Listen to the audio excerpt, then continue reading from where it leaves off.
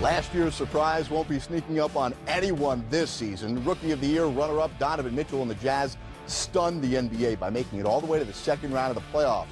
The fifth seed in the West, heck, a postseason berth seemed improbable after starting a season 19-28.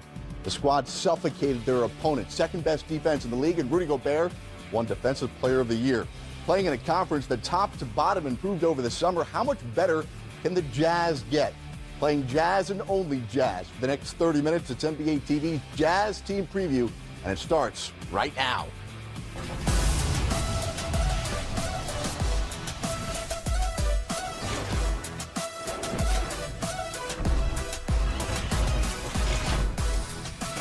Ten points on the season ahead for the Utah Jazz. And who better in studio to talk about the defensive-minded squad than the great defender himself in the 90s, Derek Harper, with us here. We've got the NBA champ, Steve Smith. I'm Jared Greenberg. 30 minutes, all about the Utah Jazz. In a bit, we'll discuss the steal of the 2018 draft. First, point number one. Guys, coming off of a devastating summer where the Jazz lost Gordon Hayward in free agency, Utah won 48 games, got up to the fifth spot in the West, bringing back virtually their entire squad. Can this team crack the top four, Smitty, and become a team that gets home court advantage of the first round of the Western Conference? You know, I think they have an extreme amount of talent, especially young guys when you get experience, Harp, and as you know, in the playoffs. The only thing is, nothing against the Utah Jazz. I still have them fifth because of LeBron James and the Los Angeles Lakers added to the Western Conference. I have them as the fourth seed, but I think it'll be a very close race. I like the way those young guys play. You usually don't have a young team that was so defensive-minded for young guys. So they got out there defensively, but I still didn't have them as a fifth seed, Jared. Harp, though, you're talking about a Laker team who certainly has LeBron, and we know he's still the greatest player in the world, but they got a lot to figure out. The Jazz know who they are. Unproven guys, and I would agree with you that they got a lot to figure out in Los Angeles, But when you talk about the Jazz, I think, number one, you have to go right to their defense. They held teams to just 99 points last season, and that's pretty darn good on the defensive end. But I think a lot of it rides on Mitchell, who was sensational last year. They're good defensively. You're talking about the best defensive player in the league in Gobert last year, as you watch him operate a little bit, blocking shots and policing that paint. But in order for them to do it, they're going to have to get more production from their role players. And I think there'll be that'll give them a chance to do what they need to do. Smitty, when we talk about the Jazz cracking the top four, you got to talk about the coach, Quinn Snyder, who underrated. Second in Coach of the Year voting last year behind Dwayne Casey. But he seems to be a master tactician, getting the most out of what he has. He does a great job, and I think when you have trust, anytime as an NBA coach, you can have that trust and also the intelligence and the high basketball IQ. He's been around, and he puts guys in great positions to be very good. And what I love about him, he's not asking guys to be more than what they are capable right now, and he's not afraid to go use that bench. A lot of coaches right there, they stick with that 7 or 8 Harp. Yep. He will stretch it and find whatever the best combination for that game, and he goes with it. Well, guys have to buy in. You know, they have to believe in the system. I think that's the one thing that Utah has as a team. They're the epitome of a team. They play together. They share the basketball. Everybody knows their role. They play their roles. And when you do that, you give yourself a chance to win night in and night out. They're a good defensive team, a slow-paced team they've been over the years. But, of course, the addition of Mitchell, they've speeded up a little bit, averaging about 104 last year throughout the season. So I like this team, especially come playoff time. All right, well, let's get into Donovan Mitchell. On to point number two. As I mentioned, a guy that many thought would have a nice NBA career. No one saw the start of his NBA career being this good. It's like they didn't miss a beat without Gordon Hayward. So versatile. How much better can Donovan Mitchell get in his second season? Well, you can always get better. What did he average? 20 points, I think, last year. You can always get better, especially as a point guard in this league.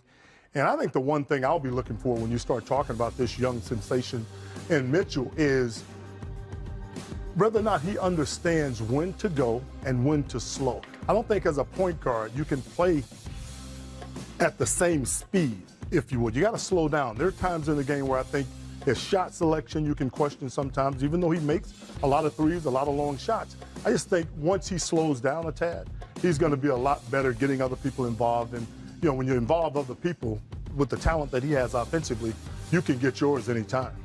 And I think, Harp, you brought up a great question. And the question I would ask is, he looked fantastic when Rubio went down as a point guard.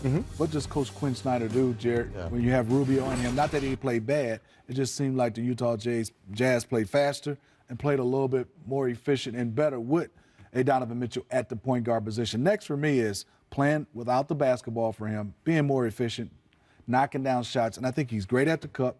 And I think he's pretty good at the three-point line, and he can get better. That mid-range, those floaters, and being able to come off screen and rolls. Harper's so good at this. Is Harp coming to score? Is he coming to drive? Is he coming to dish? As a young guy, he's going to get better because when he was a rookie, I did the same thing. I turned that corner, Harp. I am going so fast. And then now the defense is saying, hey, I have one thing to do. He's driving it. Once he gets that pace of the game and that rhythm, being able to find guys and make the defense respect when he's coming off that pick and roll, I think he's going to get much better. The great thing about him, though, he has an uncanny ability to finish when he gets in the paint. He's not afraid of size. The guy can shoot it from three, of course. He can catch and knock down three-pointers. But I think that's not his biggest strength. His biggest strength is getting all the way to the rim and really clever. There you see a nice crossover and finish there during the playoffs. But this guy, the sky's the limit for how great he can be. He competes. Yeah. For a young guy, respect all these guys that are all-stars. But when it starts to jump ball, he goes out and competes against everybody, and he doesn't take any prisoners. Let me ask you, both of you, though, who have had to play, you obviously the point guard, many of you played the point throughout your NBA career. If he is playing that position, we know how good the defense is around him, but can he guard the opponent? So many all-star, future Hall of Fame point guards coming at him night in, night out. You know, that takes a lot out of you, and Derek knows that much better than me because what he did at the defensive end, and also to be that number one scorer for them. I would love to see him off the basketball. I don't say he's very good with it, but I think that it will help him, his load, Derek, in my opinion. And also, you got to incorporate some kind of way. You have Ruby on your team. I think for him he can be a lockdown defender. He has athleticism, he has size, he has the girth for a two-guard position, and he's athletic. But I think for him it's hard. I went through it. Just trying to get through screens, Harper, much as they run pick and roll, and you keep getting hit with them big guys, it takes a lot out of you on the offensive end. Lockdown, I think, is a stretch, to be perfectly honest with you. I don't know if he's going to ever be a lockdown defender, but the guy can certainly defend. And being in the Western Conference, you're going to be forced to play defense. You can't take the defensive end off anywhere in the Western Conference. You're playing against the best point guards in the league in the Western Conference. Stay between me and Harp on this one so he doesn't hit me on this one. Harp's not going to hit you, man. Those were the old days. I believe it's pretty safe to say in 2018, 2019, defense doesn't necessarily win championships. You got to be able to score in this league. We know how good the Jazz are defensively. Second best defensive rating, tied with the Spurs for fewest points per game allowed. Defensively, they're really good. Offensively, middle of the pack. 15th offensive rating, 19th points per game. Does this Jazz team rely, as we go to point three, too much on their defense? Do they have enough offense to become an elite team? You know, I thought Quinn Snyder did a good job. I think if you look at it, they weren't an offensive team. They couldn't get up and down. They didn't have the type of pace. So he had these guys buy in that if we're going to win games, it's going to be defensively. And so they got to the playoffs. They got to the second round. I think they're going to have to win games different defensively. I love Favors. I love Gobert. I don't like them both on the court at the same time, the way the league is going to shooting threes and high pick and rolls. So I would love to see them play a little bit smaller, maybe Ingles at the 4, maybe have another guy come in and have Favors, whether he's starting, probably Gobert starting, for those guys to get a little bit more stretch and space because they're playing a little bit smaller. Jared, if they're going to be better offensively, they're going to have to get production off of their bench. I think that's the one thing that'll make them, that'll push them to 110 points a game opposed to 104, which they averaged last year. But I think people underrate the value of guys coming in, understanding their role, and playing their role. If they're an offensive guy, you come in, you get buckets. If you're a defensive guy, you come in and play your role there. You can create offense that way as well. Can they play faster, Harp, in your opinion? Yeah, I think so. Rubio likes to push it. I mean, he's not Can they play Donovan faster Mitchell. with Favors and Gobert? No, I think they can. Okay. I really do, because you have two guards out on the floor in Rubio and Donovan that like to go. I love Ingles. Yeah. But I think I can outrun Ingles right now. They like to go. And he's running. Can we set that up, first of all? Listen. I got you on Ingles. He's running to that three-point line, though, where he shot a very high three-point percentage. So I'm talking about as far as foot speed, though. He doesn't have to run. He has to shoot and make shots. That's what his responsibility is. Drafting, they're very deep in the backcourt. They're drafting Grayson Allen. I don't know how much playing time he gets, but when he gets on the court, how much of a punch can he give him? You know, because the kid can shoot the basketball, and you love Grayson Allen. Anytime you can stretch the floor, and I love him. He's always been a competitor, a little feisty, and then you can have him a guy that shoots from deep.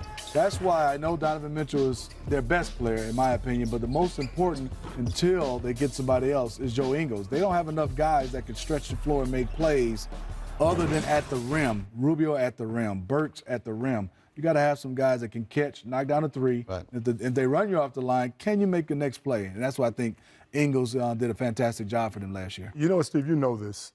Where you're drafted, what team drafts you for your ability is really important. And I think the fact that he got drafted by the Jazz, it's going to bode well for him. I think that's the perfect spot for a guy like Allen. He plays with an edge. As long as he's not tripping people and doing those kind of having those kind of things going on, I think he's going to be a solid pro. I really do. Be interesting to see him take on the Golden State Warriors, right? The team that leads the league in technical fouls every year. Yeah, you know. It gets chippy out there, man. It's just the way it goes. Hey, listen, you got a few technical fouls in your day. I certainly did. We've got plenty more to come. These guys are going to go on the court and show you how some adjustments to league rules may impact and ultimately help out Donovan Mitchell, and he's going to avoid that sophomore slump and become a sophomore sensation.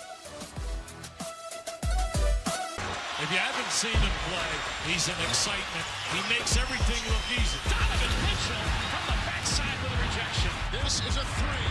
Outside. Again, Mitchell drive and scoop it home. What a night it's been for Donovan Mitchell. Playoffs career high, 37 points. In fact, Donovan Mitchell, the 12th leading scorer in all of the NBA during the playoffs. On to point number 5 here with the Jazz projected depth chart, as we talked about in the first segment, relatively unchanged from last year. But when we look at this and you know, we think about maybe being aggressive during the season, Dennis Lindsey, is there something that you think the general manager of the Jazz may try and still yet acquire? Well, I think when I'm looking at that roster right now, I still think you need spacing. And when you have spacing, you have guys that can knock down shots. So I think that's the one thing they need, Harp. Also, I think they got to find a way to get some easier baskets, whether that's in transition or at the free throw line, some kind of way to so the offense won't be just hard every trip down. Well, shooting. Even though they shot 36% from the field, from the three-point line last year, I think you got to have guys that can catch and shoot the basketball. They have a presence on the inside in Gobert, and with him being in there, it should open things up for some more easy opportunities, to your point, around the perimeter, in my opinion. Guys, one thing we're going to probably see a lot during the preseason and certainly in the early parts of the season is new points of emphasis this year for the officials is about freedom of movement. The NBA wants a more flowing game, right? Free-flowing game. And so that has to do with the ball handler, as we've seen over the years, Derek Harper rule, as well as off the ball too, the clutching, the grabbing, allowing the offensive player to go from point A to point B without being impeded. So on one hand, we think about the Jazz defense, maybe that hurts them, but offensively, that may help Donovan Mitchell. Yeah, it is. And I would say, let's show a little example. You go out there, Jared, as the point guard. Obviously. Back in the day, we used to have these plays, Harper, as you know, you come off. Floppy up, floppy down. And first of all, offensively, if Derek Harper is guarding me on the offensive end, and he's not allowed to clutch me, now Harper has to just basically. Or even stay close to me. He has to react to what I'm doing, whether I go here or not. It's a reaction. So with Donovan Mitchell, as good as he is, and if he can get off quickly, and you throw this bounce pass right here, I think because of now the rules right now, Harp, he can swing through, take a shot. But when we look at on the defensive end what they used to do, let's go back down here. Go back down here. Let's go back down here. And you were talking about a little push off and getting away from the defense. I could lock when I was in the league and when we were in the league. I could lock in here and basically force you one way. I wouldn't give you this way and that way. I would get up on you and kind of force you this way. And all you played against Orlando Black, one of the best at this, freeing himself off of physical play. You push off, you get to where you want to get, and you knock down easy shots coming off the down screens. And I think, obviously, now when you start to look, Jared, there's a lot of pick and rolls, high pick and rolls. They use that a lot. You're going to be my guy setting a pick. Okay. So freedom of movement. Derek Harper is guarding me, a fantastic defender. But obviously, I give it a little bit of advantage because he can't put his hands on me right now, whether it's the hand check or here. And back in the day, me and Harper was talking about it off. I never pretty much was set up like this. Everything was right here. So now, Derek, he'll talk about the defensive standpoint, but if I'm talking about the offense, if I have Harp right here, I can go left, Right. I can go right easier. Right. But now, Good screen, Jared. whoa. Okay, Jared. That's good. Okay, That's Jared. good. That's Foul, but that was okay, Jared. No, this is 90s basketball, I thought. That's exactly right. Come on. Right? Let's You talk could set about hard now, fouls. Derek, on the defensive end. Well, like you just talked about, Smitty, I'm not allowed to touch you. So you can face up. You can go left. You can go away from the screen. You can go to the screen. In the past, I would want to get up on him and fight my way over the top of a screen, knowing that I'm going to get a little show after Donovan comes off the screen. You're going to show, the big is going to show. But if I could put my hand here You see that? and guide him That wasn't somewhat. just a hand, though, Jared. That was more than a hand. But also, look at the difference. Before, I'm here. Right, and I'm back here. Right. Now, I'm more he's apt. into me.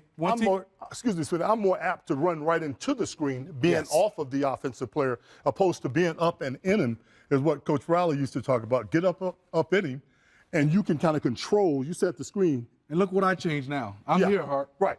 Right. And that puts the defense at an advantage. Thank you for not running into me. Oh, no, I wouldn't do that, Jerry. Appreciate that. I like you. You're a good guy. You get hard. You didn't like Harper something? You tried to hit Hart pretty hard. Grew up a net fan across the river. You know, It's okay. Problems All with Harp, good. you know, in the 90s. We got plenty more to go on our Utah Jazz team preview. Why don't you try to handle it, Hart? How many Let me see games what will he they go, win? Get at him, Hart. Look at him. How many games will the Jazz win? Plus, we'll hear from the starters when we come back here on our Utah Jazz. Johnny Daniel, come on. I'm setting the screen for you. Be careful, Hart. Get it. Hey. Oh. Manage Hart. Back with our Jazz team preview, .7 over the summer. Okay. Donovan Mitchell, multi-sport athlete. He connected on a long home run during James Harden's celebrity softball game. That looked good. You know, he comes from a family of baseball players. His father played 7 minor league seasons with the Mets. He's actually batting left-handed. Check that out. We got more on the Jazz from the starters. Will they become an elite team in the West? Skeets and Lee here from the starters with your next point about the Utah Jazz. It's in the form of a question. True or false, Lee, the Utah Jazz are an elite Western Conference team? It's true. I believe in the Utah Jazz. I think they've got a lot of good, positive things about them. Well coached, very good defensively, particularly when Rudy Gobert's on the floor. Right. They're basically the best defensive team in the league. And Donovan Mitchell, they've got the star power there as well. Now, the big question for me about the Jazz this year is how they handle expectation.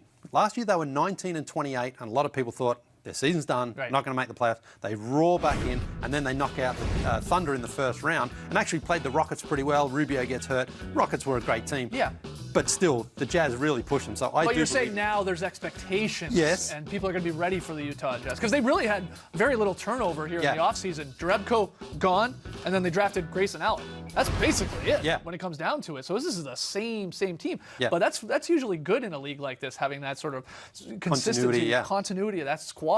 They know how to play with each other. Yeah, and Quinn Snyder, I think, is one of those players, coaches, you know, where guys really do listen to him and buy into what he's trying to do there. And they've got a very good home court advantage as well. So I think the Jazz, particularly with Rudy Gobert there, is just such a great defensive team. And then going forward, they can hit the three-pointer, they can get out and run, they get out and play. I think they're a great team. It's a subjective word, elite. What does that really mean to you? I mean, you say they're right there Yep. with the Rockets and Warriors, like right on their heels? I mean, I think you've got the Warriors, clearly the best team, and I think the Jazz are as good as maybe the Rockets there in second. Again, That's teams elite. like the Pelicans and the Lakers are going to be sort of hovering around, but right now I would say the Jazz are better than both of those teams. Lee, all in on the Utah Jazz. Let's hear from you guys. Jump on Twitter, hashtag the starters. Are the Jazz an elite Western Conference team? And we'll check out the starters throughout the course of the season, 6 p.m. Eastern weeknights. Coming up next, Harp and Smitty back to tell us how many games the Jazz will win in 18-19. On to point number 9 on our Utah Jazz season preview show, how good they were defensively last year. And guys, Rudy Gobert comes into the season saying he wants to be one of the great players in NBA history, confident guy. He told reporters recently that he thinks he hasn't scratched the surface that he can do. He feels like this year is going to be his best year by far. People have been critical of his offensive game, only about 7 or 8 touches per game. We can debate on who is the best player. I think most would go Donovan Mitchell. I would. But, Harp, is Rudy Gobert their most important player? My sentiments on that, I would say yes, because here are the things that he does. He anchors the paint. He keeps people from getting easy baskets. He rebounds. He defends. He was Defensive Player of the Year. You couple all of those things together, he's improving on the offensive end of the floor as well. And his numbers might not show it. Maybe they will this year. But I just think when you think of all the things that he brings night in and night out, his full body of work, he's definitely the most important. Yeah, I'm with Harp. I think I'm anxious to see his offense. And I look at the young fella and say, just don't try to do too much. Come out there, offensive rebound, get you one jump hook in the post or whatever that post move is, but really rely on that defense and rebounding the basketball. I still want to see him take his rebounding numbers way up. I got him and Joe Ingles as the most important players for Utah Jazz. See, I respectfully disagree. I think he's going to have to score. You think so? That's what we were just talking about, how they need more offense. I think he's one of those guys, given the opportunity. Throwing it right into him? I really do. I think he's at that point now with there not being a lot of traditional centers. There are a lot of small. He plays against a lot of power forwards with his size. I think if you could get 15 points from him, that's where that 104 goes to 107, 108. I want to follow up from something that Lee said from the starters in our last segment. There's a difference between being a surprise team that nobody sees coming and now this year, the expectation. Is that an issue for a team that is so young to play under those circumstances? You know, I think Harper, they're young in age as far as experience, but I just love the way they approach the game. They approach the game to me like veterans, and the way they won games was defensively, so they can go out there and muck up the game and make it ugly. And I think they are up for the challenge of having Quinn Snyder as a leader. Also, they're young guys, the way they compete. Yes, it'll be a bullseye on you, but I think they're up for the challenge. Snyder, that's the key. And I know it's the players that play night in and night out. They're the ones that can't become complacent. However, again, they believe in their coach. They believe in their system. They have a lot of positives. And how do they win? They win as a unit. Easily, if a rookie comes into this league, Steve, you know that, easily guys are going to kind of give him a second look. In his first year, averaging 20 points, taking all of the shots, things of that nature, you don't get that from the Jazz. They play to win. They play with each other. They have a lot of cohesion. But you said something as a best, basketball and team. I totally agree. Their bench. Yes. Their bench can be a little bit They're a better. deep team. Well, let's talk about predictions then. They win 48 last year. 49.5 is the number I'm going to give you for this upcoming season, 0.10. More or less than 49.5. Just a little. I think they win around 46 games, 47 games. So that's under. I'm going under. I'm going under for sure. I think what they did this past season really was pretty amazing after losing Hayward to the Celtics. And who do you got in a contest running here is faster, him or Joe Ingles? Smitty. Smitty's my boy. Come on. I'm going with Joe. You're just being biased. That's your Utah Jazz. set that I'm going up. with Smitty. Me and Joe Ingles.